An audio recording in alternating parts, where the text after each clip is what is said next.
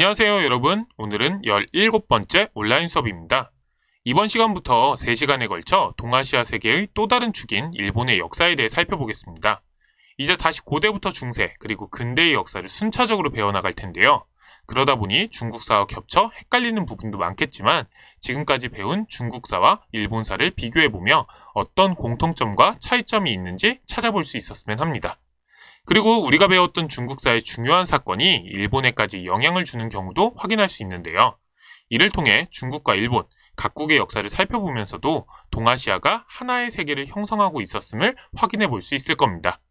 그럼 이제 고대 일본의 발전을 야마토 정권의 성립과 발전, 나라와 헤이안 시대를 중심으로 살펴보도록 하겠습니다. 중국사의 흐름과 비교해 본다면 율령체제가 붕괴하면서 당나라가 무너질 때까지의 역사가 될 것입니다. 일본 열도에서는 약 1만 년 전부터 조몬 문화라는 신석기 문화가 나타납니다. 이 시기에는 조몬 토기와 간석기를 사용해서 농경이 시작되었지만 여전히 수렵과 채집이 경제생활의 중심이었습니다. 기원전 3세기경에는 대륙과 한반도에서 벼농사 기술이나 청동기, 철기가 전파되어 야요이 시대가 시작되었죠. 이후 많은 소국이 등장하고 한반도와 교류하면서 독자적인 문화를 만들어갔는데요. 3세기경에는 야마타이국을 중심으로 한 30여 개의 소국이 소국연합체를 형성하게 됩니다. 소국 중 하나였던 야마타이국이 점차 다른 세력을 압도하고 중심 세력으로 성장해 갔던 거죠. 이 시기의 모습은 중국의 삼국시대를 다룬 역사서인 삼국지를 통해 확인할 수 있습니다. 삼국지는 3세기에 편찬된 역사서로 3세기를 전후한 시점의 동아시아 지역의 사회상을 전한다는 점에서 큰 가치를 갖는데요. 특히 삼국지의 위서 동이전에는 부여, 고구려, 동옥저, 음루, 예, 한과 같이 만주와 한반도에서 등장했던 수많은 나라에 대한 정보뿐만 아니라 당시 일본 열도를 가리키는 외라는 말이 있었는데 이 외에 대한 기록도 남아 있습니다. 여기에는 외의 여왕이 사신을 보내 조공을 청하고 친위외왕이라는 책봉을 받았다는 기록이 있는데요. 이 시기가 바로 앞서 설명한 야마타이국을 중심으로 한 소국연합체가 형성된 시점입니다. 당시 야마타이국의 여왕이었던 히미코는 중국의 책봉체제 아래로 자진해서 들어가려고 했는데요.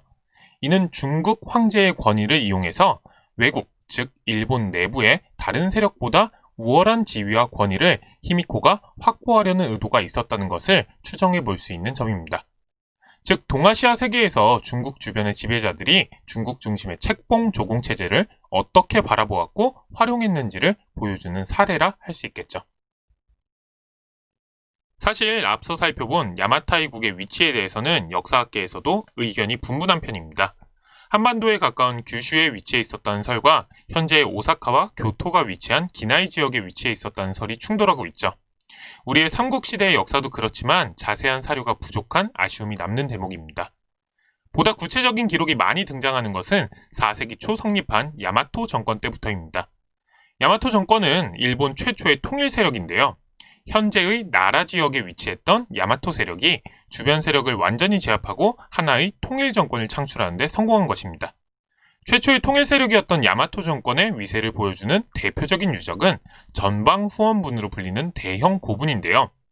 전방 후원분은 앞은 네모나고 뒤는 둥근 형태의 무덤이란 뜻으로 제시된 항공사진을 통해 볼 수 있듯 엄청난 규모를 자랑합니다. 또 함께 제시된 지도를 보면 이 전방 후원분이 일본 열도 전역에 분포되어 있는 것을 확인할 수 있는데요. 일본 열도뿐만 아니라 한반도 남서부 일대에서도 이러한 무덤 양식을 확인할 수 있습니다. 이를 보고 일본이 한반도 남부를 점령했다고 억지를 부리는 경우들도 있었는데요. 사실 일본보다 한 세기나 앞선 시기의 것들이 한반도에서 다량으로 발굴되면서 그 주장은 반박되기도 했습니다.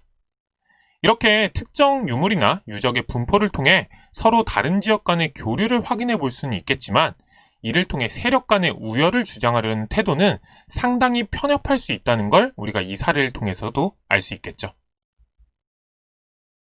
앞서 살펴본 대형 고분은 6세기 중엽 이후에는 완전히 소멸하고 그 규모가 현저히 작아지는데요. 이러한 무덤 규모의 축소는 6세기에 불교가 들어오면서 왕족과 지배층을 중심으로 불교식 화장이 보급되기 시작한 것과도 관련이 있습니다. 즉 한반도의 백제로부터 일본 열도로 불교가 전래된 것이 6세기 즈음이었는데요. 새롭게 전래된 불교는 한반도에서와 마찬가지로 기존의 토속 신앙을 추종하는 세력과 불교를 수용하려는 세력 간의 충돌을 가져왔습니다. 결국 불교의 수용을 주장하던 소가시 세력과 이를 거부하던 모노노베시 세력 간의 항쟁이 벌어지게 되는데요. 이 항쟁에서 소가시가 승리하고 조정의 권력을 장악합니다. 이때 소가시와 함께 조정을 이끌어갔던 인물이 바로 쇼토쿠 태자입니다. 쇼토쿠 태자는 6에서 7세기에 중국의 선진 문물 제도를 수입하고 17개 항목의 조문을 제정하여 국가 통치의 근간을 다졌다고 전해지는 등 고대 일본의 정치체제를 확립한 인물로 평가받습니다. 현재는 후쿠자와 유케치라는 근대 인물로 교체되긴 했지만 쇼토쿠 태자는 일본의 최고액권인 1만엔 지폐의 모델로 선정될 정도였으니 그가 일본 고대사에서 차지하는 위치가 어느 정도인지 확인할 수 있을 겁니다. 쇼토쿠 태자는 적극적인 불교 진흥책도 펼쳤는데요. 그 결과 일본 최초의 불교 문화인 아스카 문화가 발전하고 불교가 지배층의 종교로 수용되어 갔습니다. 그러다 보니 지배층은 과거에 대형 고분을 만들어서 일족의 위세를 과시했던 것처럼 불교 사원을 세워서 자신들의 권위를 세우고자 했는데요. 쇼토쿠 태자가 발언한 호류사가 그 대표적인 사례입니다. 앞서 쇼토쿠 태자가 중국의 선진 문물 제도를 적극적으로 받아들였다는 이야기를 했었죠. 이를 위해 중국의 사신단을 파견했었는데요. 이를 견수사 또는 견당사라 합니다. 수하당에 보낸 사신단이라는 뜻이죠. 이와 관련해서 학습지 33쪽에는 견수사가 가져온 국서를 보고 수양제가 화를 낸 사실이 기록된 사료가 실려 있는데요. 해가 뜨는 나라의 천자는 외국의 왕을, 해가 지는 나라의 천자는 수의 황제를 가리키는 말이니 수양제가 불쾌감을 느낄 만도 했겠죠. 이 사료에서 스스로를 해가 뜨는 나라라 칭한 것은 당시 쇼토쿠 태자를 비롯한 야마토 정권의 권력자들이 자신들의 변화와 발전에 얼마나 자긍심을 느끼고 있었는지 확인할 수 있게 해줍니다. 앞서 살펴본 사절단 이후에도 견수사와 견당사는 계속 이어졌습니다. 특히 이들 사절단에 포함된 유학생과 승려들은 중국에서 학업을 쌓고 많은 경험을 하고 돌아와서 하나의 세력을 형성합니다. 결국 이 유학생 출신들이 중심이 돼서 기존의 권력을 장악하고 있던 소가시를 제거하고 국왕 중심의 중앙집권 체제를 도입하려는 개혁을 추진했는데요. 이를 다이카 개신이라고 합니다. 견수사와 견당사로 유학을 다녀온 인물들이 주도한 다이카 개신은 당의 율령 체제를 모방해서 실시한 정치 개혁으로 구체적으로는 호족 세력을 제압하고 관료제를 도입하며 각 지방에 관료를 파견하는 등의 조치를 시행했습니다. 물론 이보다 세세한 내용들이 많이 시행되었지만 그 구체적인 내용보다는 7세기 후반 일본에서 당의 율령을 도입하고 국왕 중심의 중앙집권 국가를 수립하고자 했다는 사실을 기억해두고 있는 것이 더 중요합니다. 당시 크게 보면 동아시아라는 확장된 시각에서 7세기는 모든 나라가 극도의 정치적 군사적 긴장에 휩싸여 있던 시대였습니다. 특히 수나라와 당나라의 세력 확대는 주변 지역을 더욱 불안하게 했는데요. 결국 고구려와 수당의 전쟁이나 삼국통일전쟁 등의 대규모 전란이 이어졌죠. 이 과정에서 일본 또한 한반도의 국가들과 대등하게 경쟁하기 위해 새로운 국가체제를 구축할 필요가 있었던 것입니다. 이를 위한 모방의 대상이 당시 가장 선진적인 국가체제를 다져놨던 당의 율령체제였던 거죠. 특히 한반도에서 삼국통일전쟁이 끝난 후 율령체제를 구축하여 중앙집권적 국가체제를 세우려는 움직임이 빨라졌는데요. 그 결과 일본에서도 율령이 편찬되기 시작합니다. 최초의 율령은 668년에 제정되었다고는 하나 현존하지는 않고요. 그 일부 내용이라도 복원할 수 있는 최초의 율령으로는 701년에 편찬된 다이호 율령이 있습니다. 이후 7세기 말에는 일본이라는 국호와 천황이라는 칭호가 사용되기 시작했습니다. 결국 이런 변화도 중앙집권 국가로서의 면모를 과시하기 위한 방법 중 하나였죠. 그런데 이 중에서 천황이라는 칭호는 우리나라에서 많은 논쟁을 불러일으킵니다. 천황이 아니라 일왕이라 불러야 한다는 주장도 있고 한자의 일본식 표기인 덴노로 불러야 한다는 주장도 있죠. 한일 간의 복잡한 역사적 관계가 불러온 논쟁인데요. 이와 관련해서는 다음 시간 학습지에 실려있는 생각하기 질문에 조금 더 구체적인 내용이 소개되어 있습니다. 여러 가지 다양한 주장이 나올 수 있는 문제이니 꼭 한번 고민해봤으면 좋겠습니다. 다이카 개신으로 중앙집권 체제를 강화한 야마토 정권은 8세기 초에 헤이조쿄로 수도를 옮깁니다. 이때부터를 헤이조쿄의 현재 지명을 따서 나라시대라 부르는데요. 약 90여 년 정도 이어졌습니다. 헤이조쿄는 당나라의 수도인 장안을 모방한 도시로 동서남북을 종행하는 도로에 의해 정연하게 구획되었습니다.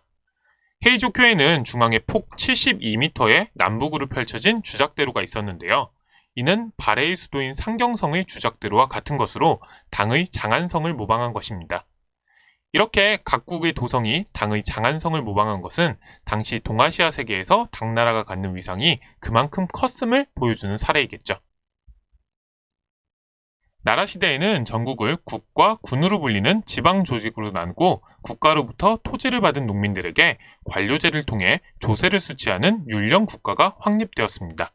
또한 헤이조쿄를 중심으로 전국적으로 도로를 정비해서 물품의 운송을 원활히 하고 각 지방에서 올라오는 세금을 효율적으로 수취하였죠.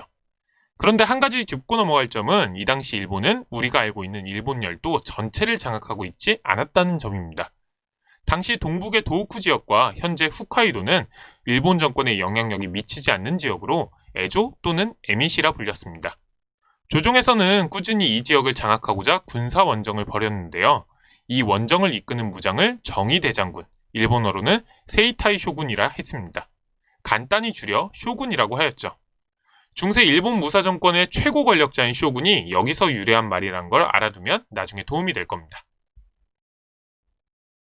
나라 시대에는 다양한 문화 발전도 이루어졌습니다. 우선 다수의 불교 사원과 불상이 제작되었는데요. 그 중에서 가장 유명한 것이 도다이사입니다. 도다이사는 부처의 공덕으로 당시 이어지던 천재지변으로부터 국가를 보호하고 사회의 불안을 잠재우고자 하는 목적으로 세워졌습니다. 또한 중앙에 세워진 도다이사는 지방사찰을 통제하는 역할을 하기도 했죠. 이 도다이사에서 가장 유명한 건축물이 도다이사의 대불전인데요.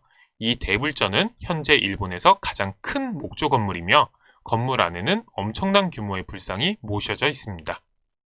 또한 이 시기에는 견당사와 견신라사를 통해 대륙의 문물이 여전히 활발하게 유입되었는데요. 이들이 가져온 여러 물품은 8세기 중반 헤이조쿄를 중심으로 귀족 문화가 번성할 수 있게 했습니다. 이 당시의 유물은 도다이사의 부속 창고인 정창원에 많이 보관되어 있기도 합니다. 한편 나라 시대의 중앙집권 체제가 확립되고 국가의식이 높아지면서 고대 역사와 신화를 뒤섞어 정리한 고사기와 일본서기 같은 역사서, 그리고 일본의 고전 시가를 엮은 만엽집이 편찬되기도 했습니다. 방금 설명한 도다이사와 관련된 자료입니다. 도다이사 대불은 앉은 키가 16m, 얼굴 길이만 5m가 될 정도로 그 규모가 웅장한데요. 이 대불은 당시 국가를 수호하는 상징과도 같은 존재였습니다. 또한 도다이사에는 앞서 이야기했듯 부속 창고인 쇼소인, 우리말로는 정창원이 있습니다. 여기에는 나라 시대의 보물뿐만 아니라 다양한 유물이 소장되어 있습니다. 한반도 관련 유물도 상당수 소장되어 있지만 이를 제대로 공개하고 있지 않아 연구가 제대로 이루어지지 못하는 아쉬움도 있죠.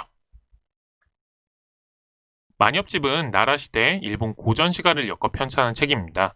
이 만엽집이 최근 이슈로 떠올랐었는데요. 2019년에 새로운 천황이 즉위하며 선정된 일본의 새 연호 레이와가 만엽집에 실린 노래의 한 구절에서 인용한 것이었기 때문이죠. 이전에는 중국 고전 시가에서 한 구절을 따오는 것이 관행이었는데요. 이 레이와라는 연호는 거의 최초로 일본 고전 시가에서 연호를 따온 것이었습니다. 이런 뜻깊은 연호의 인용처가 만엽집이라는 건 이 만엽집이 일본 문화사에서 갖는 의미가 얼마나 큰지를 보여준다 하겠습니다. 8세기 중엽부터 율령체제가 흔들리고 왕실과 귀족 세력 사이의 대립이 커져갔습니다. 그러자 천황은 수도를 헤이안쿄로 옮겼는데요. 이 지역은 현재 교토 지역입니다. 이렇게 헤이안쿄로 수도를 옮긴 이후 약 400년간을 헤이안 시대라고 하는데요. 이 시기에는 귀족과 외척이 정치에 개입하면서 왕권이 점점 약해졌습니다. 외척 중에서는 후지와라 가문이 가장 대표적이었는데요. 자신의 일족을 황후로 들이는 한편 다른 유력 귀족을 배척하면서 권력을 굳혀갔습니다. 특히 후지와라 가문의 권력이 절정에 달했을 때는 3명의 딸을 천황의 황후와 황태자비로 들이기까지 했고 섭정과 관백이라는 직책을 맡아서 사실상 천황의 업무를 대신하기도 했습니다. 이렇게 중앙정치가 혼란해지자 지방에 대한 통제가 어려워졌습니다. 이를 틈타 귀족과 호족이 장원을 확대해 나가는 현상이 나타났죠. 즉 국가가 토지와 백성을 직접 지배하는 것을 원칙으로 하는 율령체제가 붕괴하면서 토지의 사적 소유가 인정되기 시작하였던 것입니다. 이러한 현상은 중국의 당나라에서 안사의 난을 전후해서 장원이 확대되며 율령체제가 붕괴된 것과 비슷한 현상이었죠. 이렇게 지방에서 장원을 확장한 귀족과 호족들은 자신의 토지를 지키기 위해 무사를 고용했습니다. 이들 중 지방의 반란을 진압하는 과정에서 공을 세운 자들은 이후 수도 교토에 올라와 궁정의 경비나 귀족의 호위를 담당하기도 했죠. 이들을 한자로 모실 시자를 써서 사무라이라 불렀는데 이 말이 점차 일본의 무사 자체를 뜻하는 말로 굳어졌습니다. 이후 무사들은 귀족과 왕실의 권력 투쟁에 깊숙이 개입하면서 세력을 키워나갔는데요. 결국 이들이 완전히 권력을 장악하고 막부를 세우면서 무사 정권이 출현하게 됩니다. 이는 다음 시간에 구체적으로 살펴보도록 하겠습니다. 자, 이제 화면에 지금까지 정리한 내용을 시대순으로 표시한 지도를 제시해 두었는데요. 핵심 포인트가 정리되어 있으니 잠시 영상을 멈추고 꼼꼼히 살펴보면 좋겠습니다. 마지막으로 헤이안 시대의 문화의 특징입니다. 헤이안 시대에는 문화적으로도 새로운 분위기가 만들어지는데요. 이는 국제정세의 변화와 관련이 깊습니다. 앞서 새로운 문물의 창구 역할을 했던 견당사가 9세기 말에 이르면 폐지됩니다. 우선 견당사를 보내는 것 자체가 큰 비용이 들었기 때문에 재정의 부담이 컸었고 9세기 후반 즈음에는 당이 혼란스러운 상황이었기 때문이죠. 여기에 10세기 초에는 중국 대륙과 한반도에서 큰 변화가 발생합니다. 당과 발해, 신라가 연이어 멸망하게 된 것이죠. 이로 인해 일본과 대륙과의 공식적인 교류가 사실상 단절됩니다. 이에 일본에서는 지금까지 전래된 대륙의 문화를 일본의 풍토와 생활 감각에 맞게 소화하려는 국풍 문화가 발달했습니다. 한자를 간략하게 고쳐서 만든 가나 문자가 이 시기에 만들어졌고 주택, 관복 등에서도 일본적인 특색이 짙게 나타났습니다. 또한 와카라 불리는 새로운 형태의 시가가 발달했는데요. 이 와카는 중국에서 온 한시와 대조되는 것으로 일본 고유의 시를 이르는 말이었습니다. 이와 같은 국풍 문화의 발전은 당시 국제정세가 변화하여 일본과 동아시아 여러 나라와의 관계가 단절된 상황에서 문화적으로 일본적 가치를 모색하는 단계로 이행한 것이라고 평할 수 있겠습니다. 지금까지 고대 일본의 발전에 대해 살펴보았습니다. 신석기 시대부터 12세기까지의 주요 사건을 살펴보다 보니 정신이 없을 수도 있는데요. 오늘 배운 내용은 각 시기의 특징에 따라 구분을 하여 기억해둘 필요가 있습니다. 크게 보면 야마토 정권이 성립하고 발전한 시기, 율령제를 기반으로 한 중앙집권체제가 확립된 나라시대, 율령체제가 붕괴하며 귀족 세력이 성장했던 헤이안 시대로 나눌 수 있습니다. 나라시대와 헤이안 시대는 율령체제의 확립과 붕괴라는 테마로 구분하면 좋은데요. 이와 더불어서 헤이안 시대에는 6세기 이후 이어져 온 견당사가 폐지되면서 새로운 성격의 문화가 등장한다는 사실을 기억해두면 좋겠죠. 나라시대와 헤이안 시대에 앞선 야마토 정권에 대해서는 조금 더 세분화하여 구분할 필요가 있는데요. 우선 중요한 기점은 다이카 개신입니다. 이 다이카 개신 이후 일본에도 본격적으로 율령체제가 도입되기 시작했기 때문이죠. 그런데 흔히들 오해하는 게 다이카 개신을 쇼토쿠 태자나 소가시 정권이 주도한 것으로 생각하는 경향이 있는데요. 오히려 다이카 개신은 이 소가시 정권이 몰락하며 시작된 것이었습니다. 다이카 개신에 앞서서 쇼토쿠 태자나 소가시 정권은 일본에서 불교 문화가 융성하는 데 큰 역할을 했었죠. 워낙 긴 시간의 역사를 다루다 보니 자꾸 정리를 하게 되는데요. 혹시라도 헷갈리는 내용이 있으면 언제든 클래스룸에 질문을 남겨주길 바랍니다. 이번 시간의 내용을 잘 정리하고 넘어가야 앞으로 배울 일본 특유의 무사 정권인 막부 정권을 이해하는 데도 어려움이 없을 테니까요. 자, 그럼 긴 수업 듣느라 고생했고 오늘 수업은 여기까지입니다.